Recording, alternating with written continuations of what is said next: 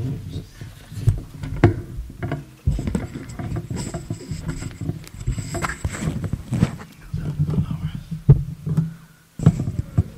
للہ وکفیٰ وسلام علی عبادہ الذین اصطفیٰ، اما بعد۔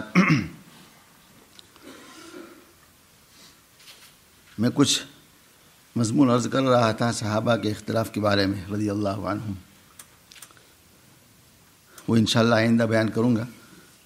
آج ایک اور مسئلہ بیان کرنا ہے۔ ابھی 2-3 دن پر کوئی واقعہ سامنے آیا، خیال آیا کہ چلو الحمدللہ مسلمانوں کا ایک بہت بڑا طبقہ حرمین شریفین کی عظمت بھی رکھتا ہے، وہاں کی حاضری بھی، بار بار حاضری کو سعادت سمجھتا ہے، دعا کرتا ہے اللہ بار بار حرمین شریفین ہمیں لے جائے، اللہ ہم سب کو لے جائے، بار بار لے جائے اور مقبول حاضری نصیب فرما دے۔ جانا اصل نہیں ہے، حرمین آدمی چلا جائے، ایک زمانہ آئے گا کہ لوگ حرمین جائیں گے ہیلوڑے کے لیے، ایک زمانہ ایسا آئے گا، حدیث شریف میں ہے۔ تو حرمین شریفین کا جانا ہیلوڑے کے لیے نہ ہو، خالص عبادت کے لیے ہو۔ دنیا کی سب سے بابرکت جگہ ہے وہ، سب سے بابرکت جگہ مکہ معظمہ، اور اللہ اکبر، حضرت نبی پاک صلی اللہ علیہ وسلم کہ جسد اطہر کا وہ حصہ جو زمین سے لگا ہوا ہے آپ کی، جس پر آپ آرام فرماتے ہیں، علماء کا اتفاق ہے کہ وہ عرش سے بھی اعلیٰ ہے، وہ حصہ جہاں آپ صلی اللہ علیہ وسلم تشریف فرما ہے۔ ایسی بابرکت جگہ ہے، ہر آدمی کو بار بار جانا چاہیے۔ علماء تو لکھتے ہیں، بلکہ حدیث میں ہے کہ جس آدمی کو اللہ نے طاقت دی ہو، 4 سال یا 5 سال ایسے نہ گزارے حرمین کی حاضری نہ ہو، جس کو اللہ نے طاقت دی ہو، مال ہو، صحت ہو، ضرور جانا چاہیے۔ کتنے بد نصیب ہے وہ لوگ کہ بغیر کسی عذر کے مکہ معظمہ جا کر واپس آ گئے، کوئی عذر بھی نہیں ہے، حج ہو گیا، حج کا فریضہ ادا ہو گیا۔ کتنی بڑی محرومی کی بات ہے کہ آدمی سعودی عرب تک پہنچ جائے اور آپ صلی اللہ علیہ وسلم کے روضہ کی زیارت نہ کرے، کوئی عذر بھی نہ ہو، بہت بڑی محرومی ہے۔ ہاں، پہلے ہی میں نے عرض کیا، ہمارے حضرت مولانا ادریس صاحب رحمۃ اللہ علیہ میرٹھی، جن سے ہم نے مسلم شریف پڑھی، ہم سے پوچھنے لگے جب یہ حدیث بیان کی نا سبق میں کہ من زار قبری وجبت لہ شفاعتی، جس نے میری قبر کی زیارت کی اس پر میری شفاعت واجب ہو گئی۔ کہنے لگے اس حدیث کا کیا مطلب ہے؟ طلبا نے اپنی بات بیان فرمائی تو ان کا اپنا مزاج تھا، اب بدھو تم کیا سمجھے؟ اس حدیث شریف کا مطلب یہ ہے جو آدمی نبی پاک صلی اللہ علیہ وسلم کے روضہ کی زیارت کر لے اس کا خاتمہ ایمان کے ساتھ ہوگا، تب تو وجبت لو شفاعت ہو گیا نا۔ شفاعت کس کے لیے واجب ہے؟ مسلمانوں کے لیے۔ روضہ اقدس کی زیارت کر لینا ایمان کے ساتھ خاتمہ کی گارنٹی ہے۔ ایک بہت بڑا طبقہ میرے دوستو آج حرمین شریفین جاتا ہے حج کے لیے اور عمرہ کے لیے، اور ایک بہت بڑا فریضہ چھوڑ دیتا ہے، نماز، بہت بڑا فریضہ ہے۔ علماء نے مسئلہ لکھا، میں تھوڑا سناؤں گا آپ کو اس میں سے بھی، نماز کی اہمیت کتنی ہے۔ اگر سفر فرض حج میں، عمرہ نفل میں تو ہے ہی نہیں، فرض حج میں آدمی حرمین شریفین جا رہا ہے اور اس کو یقین ہے، گمان نہیں، یقین ہے کہ میری سفر حج میں ایک نماز قضا ہو جائے گی، اس پر سفر حج حرام ہے، انداز لگاؤ، ایک نماز قضا ہو جائے گی، اس پر سفر حج حرام ہے۔ مسلمانوں کا کتنا بڑا طبقہ اللہ ایسے غفلت سے جاتا ہے، غفلت سے آتا ہے، کوئی احساس نہیں ہے ہم کہاں جا رہے ہیں، کوئی ہارڈے جا رہے ہیں۔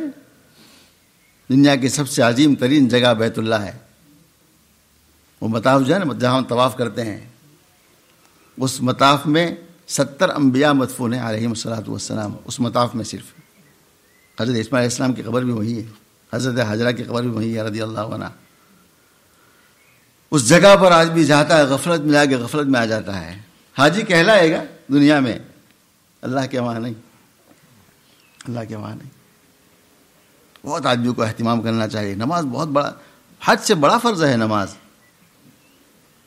اور اللہ نے کتنی آسانی دی ہے، کھڑے ہو کر پڑھ لو، بیٹھ کر پڑھ لو، اشارے سے پڑھ لو، تیمم سے پڑھ لو، نماز پڑھ لو، بار نماز ضائع نہ کرو۔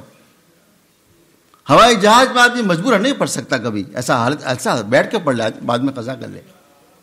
وہ احترام للوقت، وقت کے احترام میں اس وقت ضرور نماز پڑھ لے، وضو نہیں کر سکتا ہے تیمم کر کے پڑھ لے ضرور، قضا نہ کرے۔ اور ہمارے وہاں تو الحمدللہ بہت آسانی ہے، اور سعودی عرب میں سب سے زیادہ آسانی ہے، اس لیے میں سفر زیادہ اسی میں کرتا ہوں الحمدللہ۔ تھوڑا ایئر مہنگا ہے مگر ایک تو ڈائریکٹ ہے، نماز کی پوری جگہ بنی ہے الحمدللہ۔ سب اسلامی ممالک کو ان کا اتباع کرنا چاہیے، جہاں اتباع کرنا وہاں اتباع کرتے نہیں، یہاں اتباع کرنا چاہیے۔ ہوائی جہاز میں 4 سیٹ نکالتے، کیا حال ہے، کیا نقصان ہو جائے گا تمہارا؟ مسلمان ایئر لائن نماز نہیں پڑھنے دیتی، انگریز ایئر لائن نماز پڑھنے دیتی ہے، کیا ہمارا کیا مزاج بن گیا، یعنی پتہ نہیں ہمارا اسلام ایمان بھی رہا کہ نہیں۔ کوئی ہے مسلمان کہہ سکتا ہے نماز نہیں پڑھ سکتے؟ غیر پڑھنے دیتے ہیں، جگہ کا انتظام کرتے ہیں۔ میرے ساتھ ایسا ہوا کہ غیر مسلم ملک نے مصلی لا کے دیا، انداز لگاؤ، مصلی لا کے دیا، نماز پڑھنی ہے تمہیں، اور مسلمان ملک ہے، مسلم حکومتیں ہیں، مسلم ایئر ہے، نماز کی نہیں پڑھ سکتے، لڑ رہے ہیں۔ ہمارے حضرت مولانا کمال صاحب رحمۃ اللہ علیہ نے سفر کیا، ایک مسلم ایسے نام نہیں لیتا میں، نماز کا وقت ہوا تو وہ لڑنے لگا۔ مولانا ماشاءاللہ پٹھان آدمی، لمبے چوڑے، خوبصورت، اور عربی بہت زبردست تھی، مولانا برجستہ بولتے تھے۔ مولانا عربی میں وہ ان کو حدیث اور آیت سنائی، ٹھنڈا ہو گیا زور زور سے۔ پھر مولانا کھڑے ہو گئے ایئر میں کہ اللہ اکبر، اللہ، زور سے اذان دی کہ تمہارے باپ کا اللہ نے، ہم نے پیسے دیے ہیں، فرض نہیں چھوڑے تمہاری وجہ سے ہم۔ کھڑے ہوئے، اذان دی، صدقہ پیچھے جماعت کرو سارے، اب نماز ایسے ہی پڑھیں گے ہم۔ آگے موڑا کے سب کو پیچھے کھڑا کے ایک ایک کو جماعت سے نماز پڑھوائی۔ مسلم ملک ہے، نماز نہیں پڑھنے دیتے، سفر رہا جائے نماز نہیں پڑھنے دیتے۔ علماء نے یہاں تک لکھا، عجیب، میں مسئلہ پڑھ کے حیران ہو جاتا ہوں کہ نماز کی اہمیت کتنی بیان فرمائی۔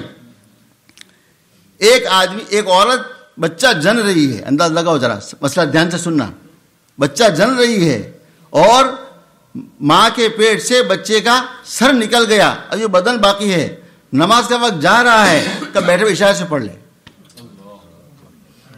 سر بچے کا باہر ہے اور باقی بدن اندر ہے، اس وقت میں عورت کو تکلیف کتنی ہوتی ہوگی؟ اس وقت حکم ہے کہ بیٹھے بیٹھے اشارے سے جس طریقے سے نماز ضرور پڑھے، نماز قضا نہ کرے۔ اس پر بعض لوگوں نے اعتراض کر دیا کہ تو نفاس میں تو نماز نہیں ہے۔ علماء نے اس کا جواب لکھا، نفاس جب ہوتا ہے، عورت کی جو بیوارت ہوتی ہے، خون آتا ہے، اس کو نفاس کہتے ہیں، جب بچے کا آدھا جسم باہر نکل آئے، تھوڑا نہیں، سر تو آدھا نہیں ہے نا، آدھا جسم باہر نکل آئے، پھر اس کے بعد جو خون ہو وہ نفاس، اس سے پہلے نفاس نہیں ہے، اس وقت بھی نماز فرض ہے۔ ہم لوگ کیسے نماز کو چھوڑ دیتے ہیں؟ مسلمان کیسے نماز کو چھوڑ دیتا ہے؟ ایک آدمی ایک حج کرے اور ایک نماز قضا ہو جائے، اس کو اس کے قضا میں 100 حج کرنے چاہیے، تب شاید اس ایک نماز کا کفارہ ادا ہو، شاید ایک نماز کا۔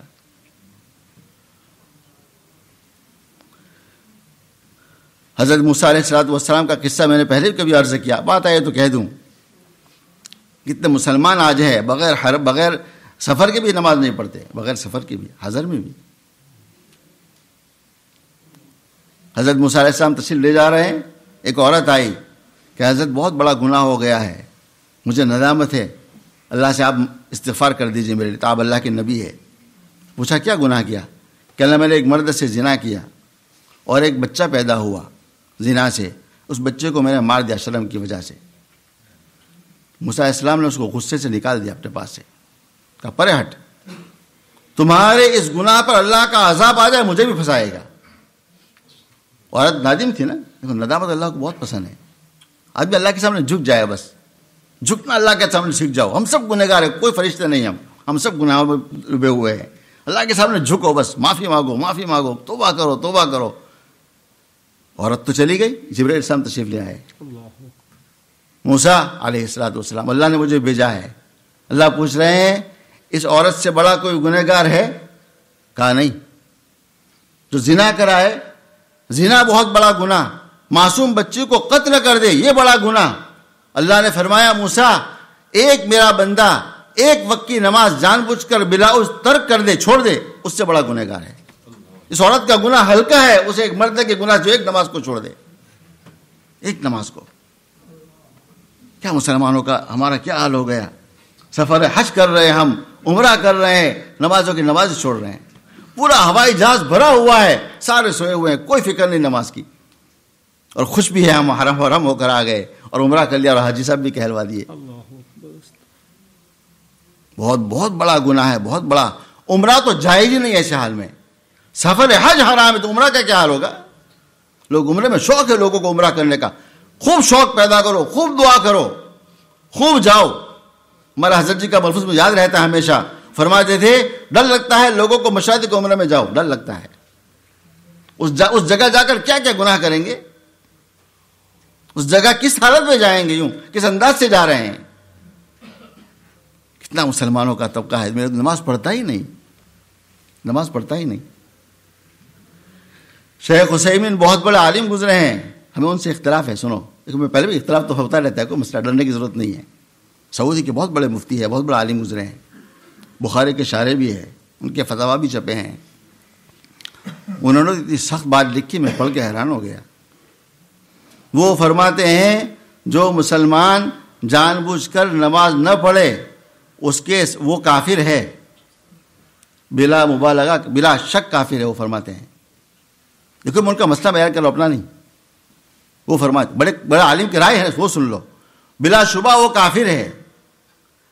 اس کے ساتھ بیٹی کا نکاح کرنا بھی جائز نہیں. کوئی آپ نے بیٹی دے نا, اگر بے نمازی ہے کا نکاح بھی نہیں ہوگا. اور نمازی کو بیٹی دی, اس کے بعد اس نے نماز چھوڑ دی, نکاح فسخ ہو گیا, اب نکاح نہیں رہا. اب بے نمازی مر جائے وراثت میں حصہ کوئی نہیں اس کا, مسلمان جو رہا نہیں.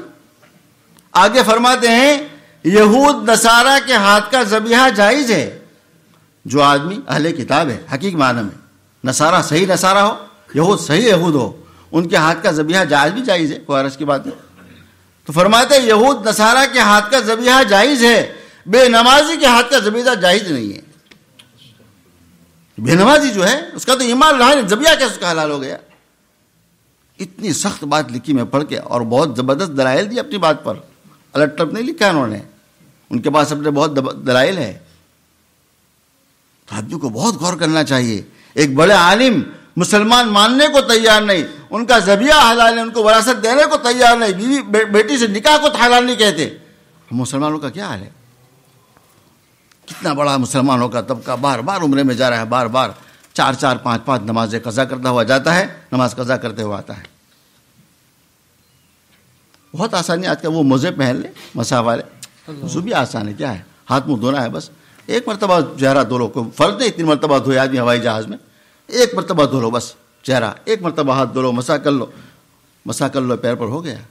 نماز بھی اللہ نے 4 کی 2 کر دی ہے, 2 پڑھنی ہے بس. اور آدمی اللہ آسان کر بھی دیتا ہے الحمدللہ. ہوائی جہاز والے سب مان جا, یہ نفس نہیں مانتا, بس سب مان جاتے ہیں. یہ نہیں مانتا, بس یہ مانے تو سب مان جائیں گے. ہوائی جہاز والے قلوب بھی اللہ کے ہاتھ میں ہے. حضرت شیخ نے کیا لکھا رحمہ اللہ, اللہ اکبر, کیسے آدمی تھے شیخ رحمۃ اللہ علیہ. حضرت مولانا یوسف مدرہ صاحب نے کہیں لکھا رحمۃ اللہ علیہ نے, شیخ تشریف لائے سعودی سے, یہاں جدہ سے, ہوائی جہاز ڈائریکٹ ہے, کبھی رکتا ہے ہوائی جہاز درمیان میں, ڈائریکٹ ایئر.